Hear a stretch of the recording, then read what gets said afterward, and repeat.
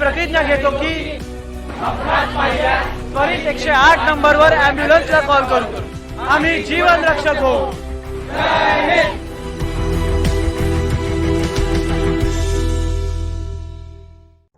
नमस्कार बच्चों, मैं चंद्रेश्वरी पांडे, सहायक अध्यापिका, राजकीय उच्चतर माध्यमिक विद्यालय बेलटिकरा पनियरा महाराजगंज से माध्यमिक शिक्षा विभाग उत्तर प्रदेश द्वारा संचालित जीव विज्ञान की वर्चुअल क्लास में आप सभी का पुनः स्वागत करती हूँ। बच्चों, आज हम कक्षा 11 विषय जीव विज्ञान के अध्याय 8 कोशिका जीवन की इकाई के भाग 2 का अध्ययन करेंगे। इसके पूर्व आइए यह याद कर लेते हैं कि भाग 1 में हमने क्या क्या जाना था। भाग 1 के अंतर्गत हमने जाना था कि कोशिका क्या है, हमने कोशिका सिद्धांत के बारे में जाना था, हमने प्रोकैरियोटिक और यूकैरियोटिक कोशिकाओं के बारे में समझा था। यूकैरियोटिक कोशिकाओं में उपस्थित कोशिकांग, उनमें कोशिका झिल्ली और कोशिका भित्ति की संरचना एवं कार्यों का अध्ययन किया था। इसी क्रम में बच्चों, आज के वीडियो में हम यूकैरियोटिक कोशिकांगों जो बचे हुए थे उनका अध्ययन करेंगे। तो आइए बच्चों शुरुआत करते हैं। सबसे पहले अंतःझिल्लिका तंत्र। बच्चों, पूर्व के वीडियो में भी हमने यह जाना था कि यूकैरियोटिक कोशिकाओं में झिल्लीबद्ध या कलाबद्ध बहुत सारे कोशिकांग पाए जाते हैं। इनकी संरचना और इनके जो कार्य थे वो अलग अलग तरह के थे, परंतु कुछ कोशिकांग ऐसे हैं जिनकी संरचना व कार्य आपस में मिलते जुलते हैं, उनको अंतःझिल्लिका तंत्र के अंतर्गत रखा जाता है। तो बच्चों, इनके बारे में हम एक एक करके पढ़ते हैं। सबसे पहले हम अंतर्द्रव्य जालिका के बारे में पढ़ेंगे। बच्चों, यूकैरियोटिक कोशिकाओं में चपटे आपस में जुड़े थैली युक्त छोटी नलिकावत जालिका का तंत्र पाया जाता है, जिसे अंतर्द्रव्य जालिका कहते हैं। यहाँ पर आप देखिए तो ये जो नीली वाली संरचना है, यहाँ पे आपको छोटे छोटे बिंदु जैसे दिख रहे हैं, ये राइबोसोम है, और ये जो हरी वाली संरचना है यहाँ पर ये बिंदु आपको दिखाई नहीं दे रहे हैं। तो राइबोसोम की उपस्थिति या अनुपस्थिति के कारण ये अंतर्द्रव्य जालिका 2 प्रकार की होती है। बच्चों, जब ये अंतर्द्रव्य जालिका पर राइबोसोम उपस्थित नहीं होते तब इसे हम चिकनी अंतर्द्रव्य जालिका कहते हैं। कोशिका में ये देखिए यहाँ पर यह उपस्थित है। जब राइबोसोम अनुपस्थित हैं तो ये लिपिड और स्टेरॉयड का निर्माण और भंडारण का कार्य करती है। फिर देखिए, जब अंतर्द्रव्य जालिका पर छोटे छोटे राइबोसोम उपस्थित हैं तो इसे खुरदरी अंतर्द्रव्य जालिका कहते हैं, और तब ये जो राइबोसोम है ये प्रोटीन संश्लेषण और भंडारण का कार्य करते हैं। इसके अलावा ये दोनों मिलकर कोशिकीय पदार्थ के निर्माण का कार्य करते हैं। अगला कोशिकांग है बच्चों गोल्जी काय। केंद्रक के पास, यहाँ पर देखिए आप, केंद्रक के नजदीक घनी रंजित जालिकावत संरचना पाई जाती है, जिसे गोल्जी काय कहा जाता है। सर्वप्रथम कैमिलो गोल्जी नामक वैज्ञानिक ने इसे एक तंत्रिका कोशिका में देखा था और इन्हीं के नाम पर इसे गोल्जी काय कहा गया। आइए बच्चों, अब गोल्जी काय की संरचना के बारे में जानते हैं। बच्चों, ये बहुत सारी चपटी डिस्क आकार की थैली या कुंडों से मिलकर बनी होती है। आप देख रहे हैं बहुत सारे कुंड हैं या डिस्क के जैसी संरचनाएं हैं। ये कुंड एक के ऊपर एक समानांतर ढेर के रूप में स्थित होते हैं। गोल्जी काय में कुंडों की संख्या अलग अलग हो सकती है। गोल्जी काय केंद्र के पास संकेंद्रित व्यवस्थित होती है। इसकी 2 सतहें होती हैं, उन्नतोदर्शिस या निर्माणकारी सतह। ये जो है ये शीर्ष सतह है, यहाँ पे निर्माण होता है, और यह केंद्रक की तरफ होती है। कोशिका में केंद्रक की तरफ यही सतह पाई जाती है। फिर दूसरा है उत्तलावतल ट्रांस या परिपक्व सतह। यह सतह केंद्रक से दूर पाई जाती है और यह परिपक्व सतह है। तो ये हुई गोल्जी काय की संरचना। आइए जानते हैं कि गोल्जी काय के कार्य क्या हैं। बच्चों, सबसे पहला इसका कार्य है द्रव्य को संवेष्टित करके अंतर कोशिकीय लक्ष्य तक पहुंचाना या कोशिका के बाहर स्त्रवण करना। हमारे प्रियजन कभी हमें कोई पत्र लिखते हैं तो वो हम तक कैसे पहुंचता है? वो उसे डाकघर में डाल देते हैं और जो डाकिया है वो उसे लाकर हमारे घर तक पहुंचा देता है। तो बच्चों, कुछ इसी तरह का कार्य यहाँ पर ये गोल्जी काय भी करते हैं।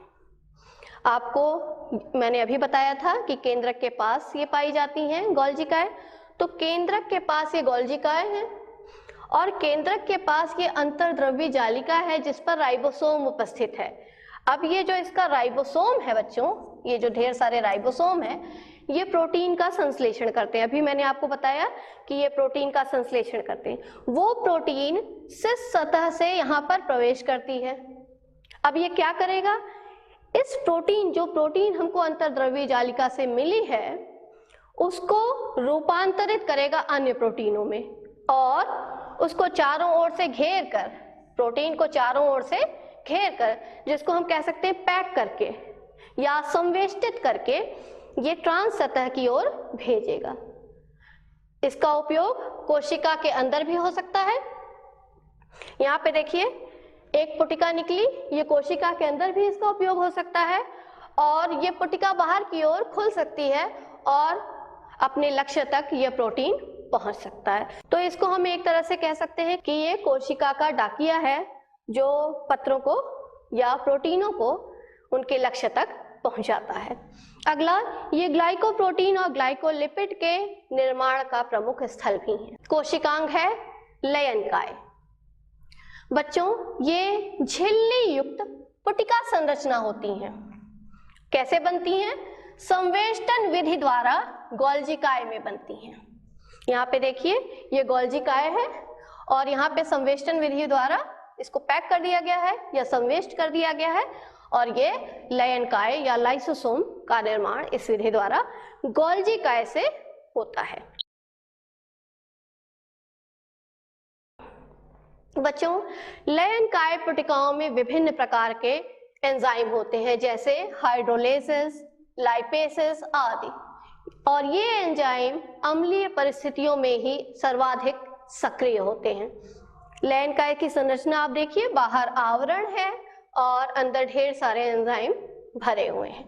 इसके कार्य बच्चों, अंतःकोशिकीय पाचन और अपशिष्ट पदार्थों का निष्कासन। चौथा भाग अंतः झिल्लिका तंत्र का है।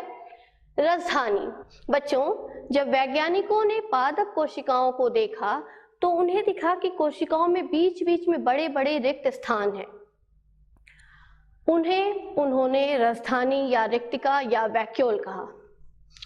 वैक्यूल लैटिन वर्ड वेकस से बना है जिसका अर्थ होता है रिक्त। बच्चों, हमारे घरों में अवश्य ही एक भंडार गृह होता है, तो उसमें हम क्या रखते हैं? अनाज वगैरह जो भी जरूरत के सामान होते हैं वो रख देते हैं, या घर में जो अनावश्यक सामान फैला रहता है उसको भी ये कहते हैं कि चलो इसको भंडार गृह में रख दो, वहां कोई जाता नहीं, एक किनारे रखा रहेगा। तो इस तरह की आवश्यक और अनावश्यक चीजों को हम भंडार गृह में अपने घर में रख देते हैं। तो उसी तरह की संरचना आपकी कोशिका की रसधानी की भी है। इसमें क्या रहेगा बच्चों? कोशिका द्रव्य में झिल्ली द्वारा घिरी जगह को रसधानी कहते हैं। इसमें पानी, रस, उत्सर्जित पदार्थ और अनुपयोगी पदार्थ आदि पाए जाते हैं।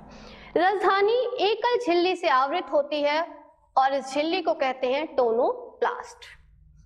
पादप कोशिकाओं में ये 90% तक स्थान घेरती। अमीबा में संकुचनशील रसधानी जो उत्सर्जन में मदद करती है। आद्य जीवों में खाद्य रिक्तिका जो भोजन को ग्रहण करने में मदद करती है। आइए बच्चों, अब हम अगले कोशिकांग पर आते हैं। चौथे कोशिकांग सूत्रकणिका या माइटोकॉन्ड्रिया। इसे कोशिका का शक्ति गृह भी कहते हैं। आइए इसकी संरचना के बारे में जानते हैं बच्चों।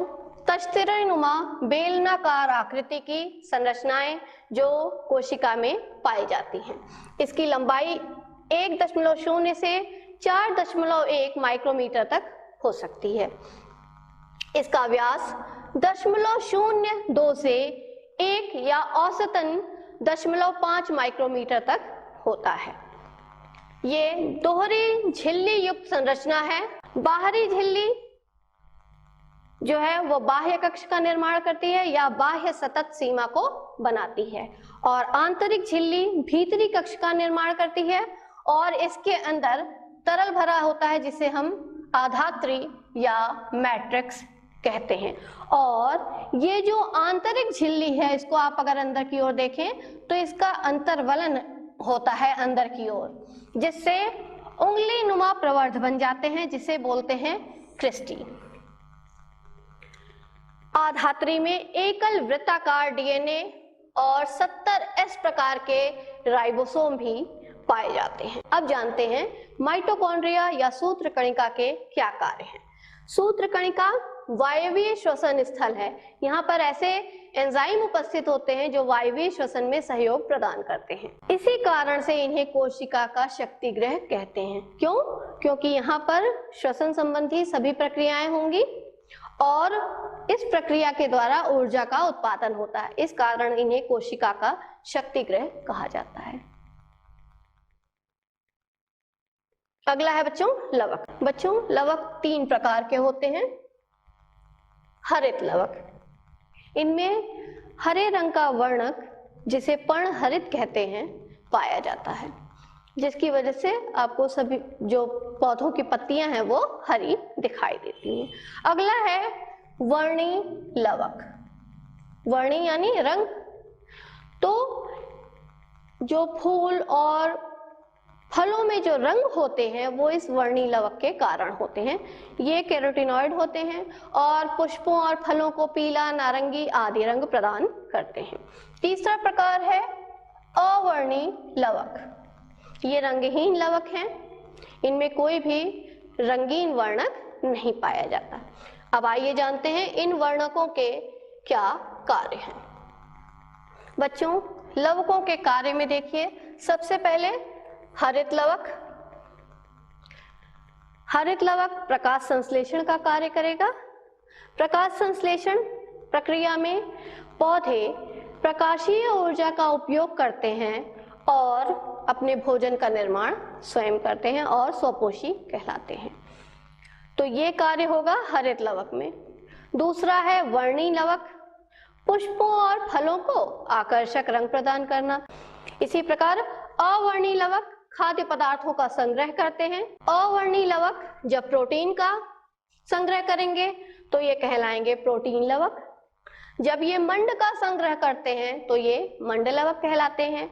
और तेल व वसा का संग्रह करने पर इन्हें तेल लवक कहा जाता है। आइए बच्चों अब हरित लवक की संरचना के बारे में जानते हैं।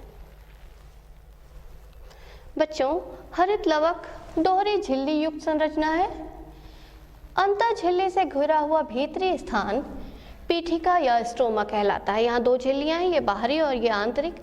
आंतरिक झिल्ली के अंदर का जो स्थान है उसे पीठिका या स्ट्रोमा कहते हैं। पीठिका में चपटे झिल्ली युक्त थैली जैसी संरचना जिसे थाइलेकोइड कहते हैं पाई जाती है। ये जो सिक्के जैसी संरचना थैली ये जो दिखाई दे रही है इसे थाइलेकोइड कहते हैं।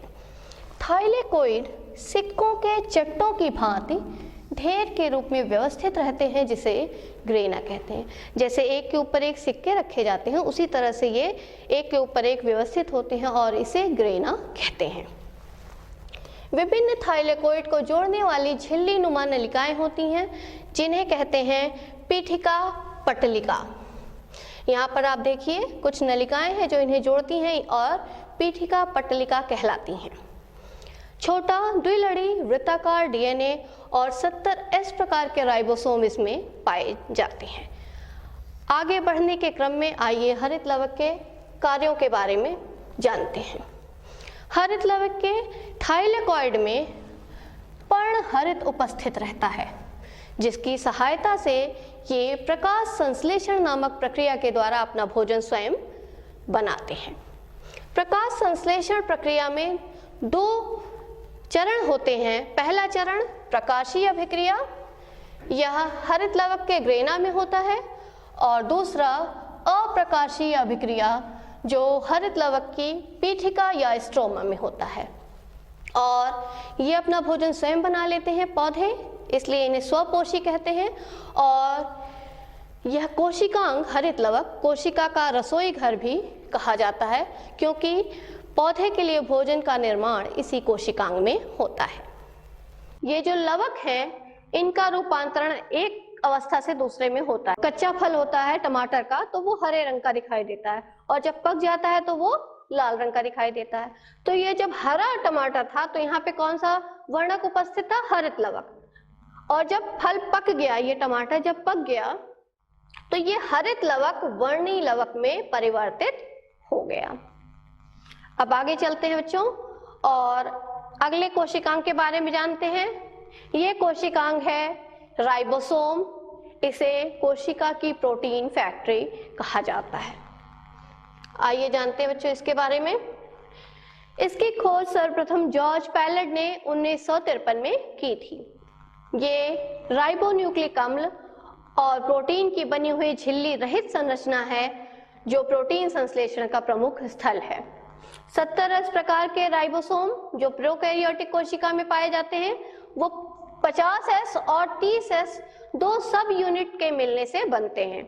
इसी प्रकार यूकैरियोटिक कोशिका में पाया जाने वाला 80S प्रकार का राइबोसोम 60S और 40S 2 सब यूनिटों से मिलकर बना होता है। बच्चों अगला कोशिकांग है साइटोपंजर।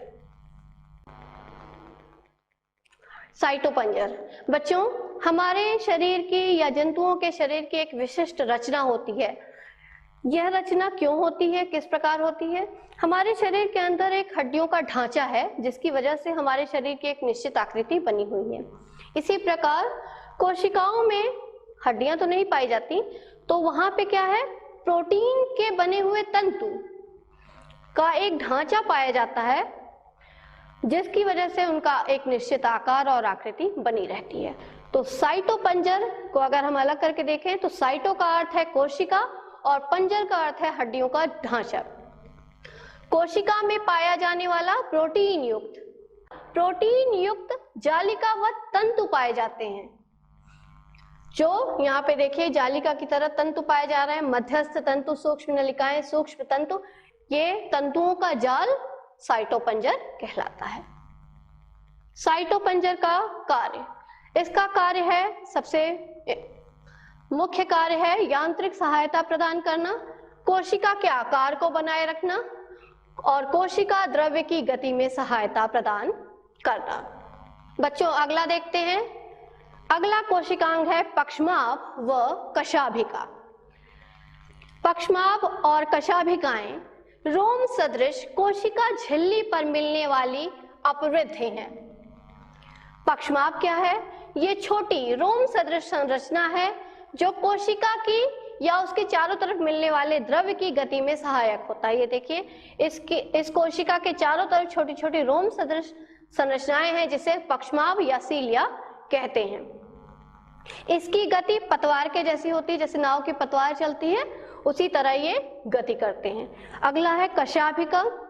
ये अपेक्षाकृत लंबी रोम सदृश संरचना है। यहाँ देखिए एक लंबी सी रोम सदृश संरचना निकल रही है जो कोशिका की गति में सहायक होती है और इसकी जो गति है वो तरंग की तरह, जैसे तरंग गति करता है उसी तरह इसकी गति होती है। अब आइए बच्चों पक्षमाभ और कशाभिका की संरचना का अध्ययन करते हैं।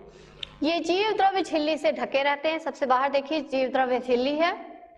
कोर इसका अक्ष सूत्र कहलाता है जो कई सूक्ष्म नलिकाओं का बना होता है जो लंबे अक्ष के समानांतर स्थित होता है। अक्ष सूत्र के केंद्र में एक जोड़ा सूक्ष्म नलिका और 9 जोड़ी सूक्ष्म नलिकाएं परिधि की ओर व्यवस्थित होती हैं। इसे 9-2 प्रणाली कहते हैं। यहाँ पर देखिए एक सूक्ष्म नलिका केंद्र में उपस्थित है और 9 द्विक यानी 2 का समूह 9 द्विक किनारे की ओर स्थित होते हैं और इस प्रकार ये एक पहिए के जैसी संरचना बनाते हैं।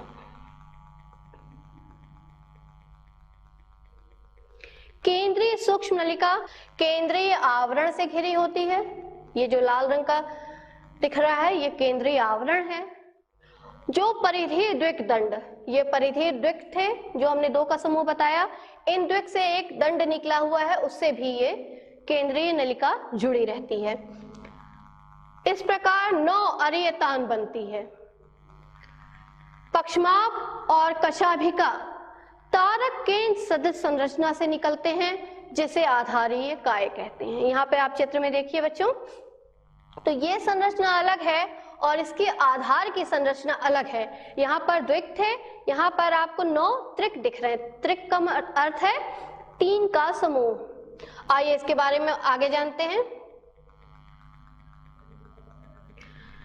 तारक काय और तारक केंद्र।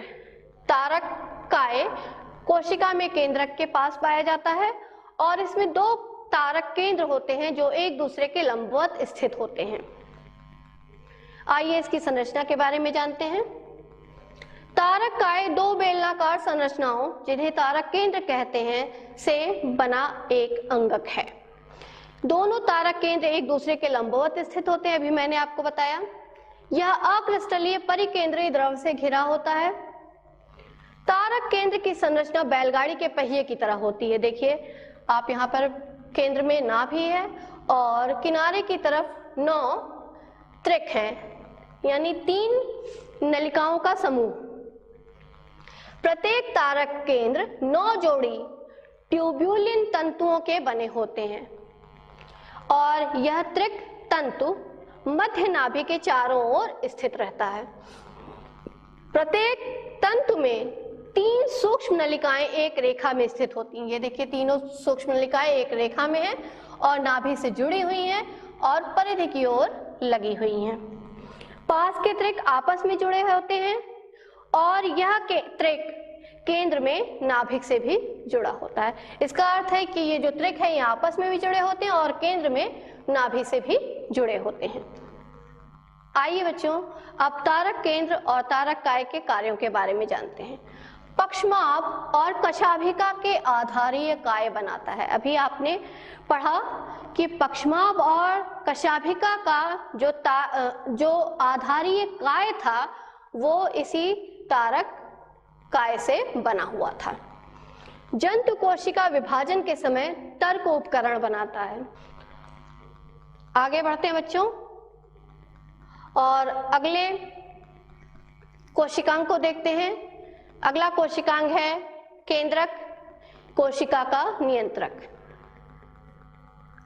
कोशिका द्रव्य में पाया जाने वाला घने गहरे रंग का जीव द्रव्य का विशेष भाग है जो कोशिका में होने वाली सभी क्रियाओं पर नियंत्रण रखता है। जैसे हमारे शरीर में मस्तिष्क है वो हमारी सभी क्रियाओं पर नियंत्रण रखता है, ठीक उसी प्रकार केंद्रक कोशिकाओं में होने वाली सभी क्रियाओं पर नियंत्रण रखता है।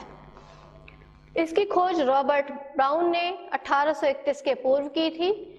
केंद्रक की संख्या साधारणतया एक कोशिका में एक ही केंद्रक मिलता है, परंतु कुछ जीवों की कोशिकाओं में एक से अधिक केंद्रक भी मिलते हैं।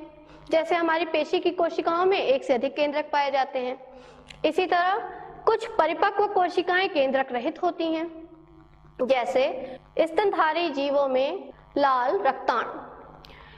ये जो लाल रक्ताणु होते हैं ये हमारे शरीर में ऑक्सीजन को फेफड़ों से कोशिकाओं तक पहुंचाने का कार्य करते हैं। ज्यादा से ज्यादा ये ऑक्सीजन को ले जा सके, इसके लिए ये धीरे जब परिपक्व होने लगते हैं तो केंद्रक का और अन्य कोशिकांगों का त्याग कर देते हैं, जिससे ये अनुकूल हो जाते हैं ज्यादा से ज्यादा ऑक्सीजन को परिवहन करने में मदद करने के लिए।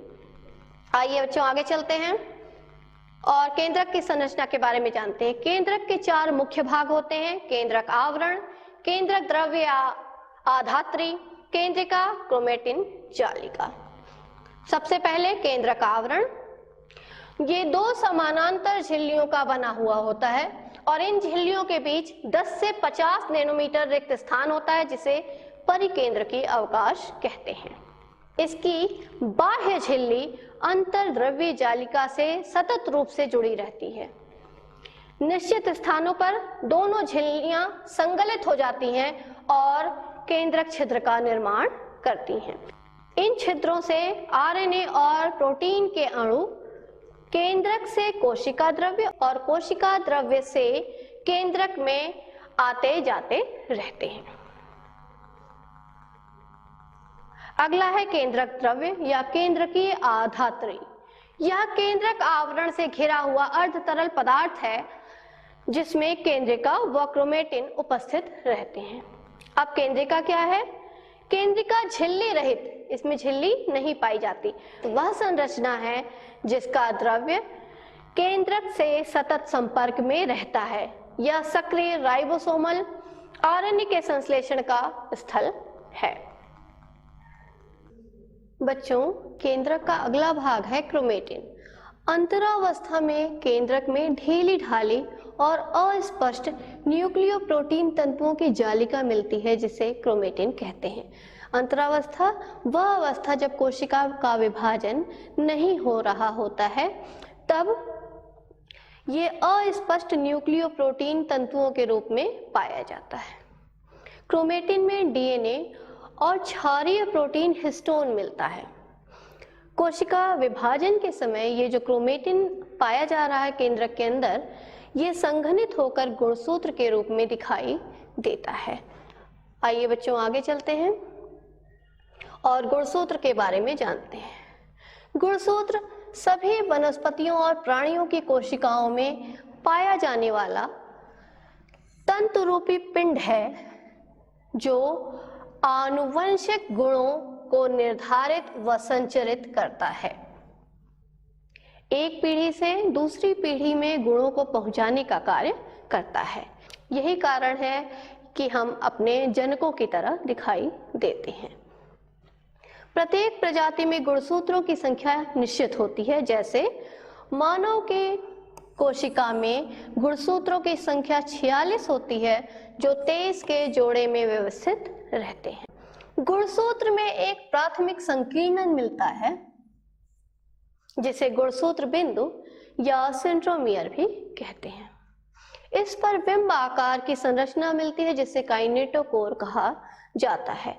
कुछ गुणसूत्रों में निश्चित स्थानों पर अरंजित द्वितीय संकीर्णन मिलता है जो गुणसूत्र के छोटे से अंश के रूप में दिखाई देता है जिसे अनुषंगी या सैटेलाइट कहते हैं। मनुष्य की कोशिका में लगभग 2 मीटर लंबा डीएनए सूत्र 23 जोड़े या 46 गुणसूत्रों के रूप में बिखरा रहता है। अब बच्चों देखिए गुणसूत्र की संरचना।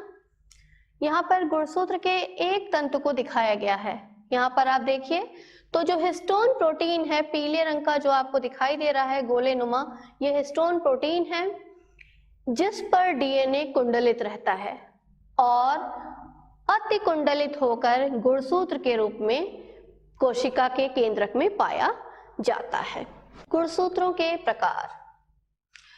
गुणसूत्र बिंदु कहाँ पर स्थित है, इसके अनुसार गुणसूत्र 4 प्रकार के होते हैं। पहला अंत केंद्री, इसमें गुणसूत्र बिल्कुल एक अंत पे पाया जाता है, एक सिरे पे पाया जाता है और इस प्रकार के गुणसूत्र अंत केंद्री गुणसूत्र कहलाते हैं। अग्र बिंदु गुणसूत्र, इसमें जो गुणसूत्र बिंदु है बिल्कुल किनारे की तरफ मिलता है जिससे एक भुजा बिल्कुल छोटी हो जाती है और एक भुजा बहुत लंबी हो जाती है। इस प्रकार के गुणसूत्र को अग्र बिंदु गुणसूत्र कहते हैं।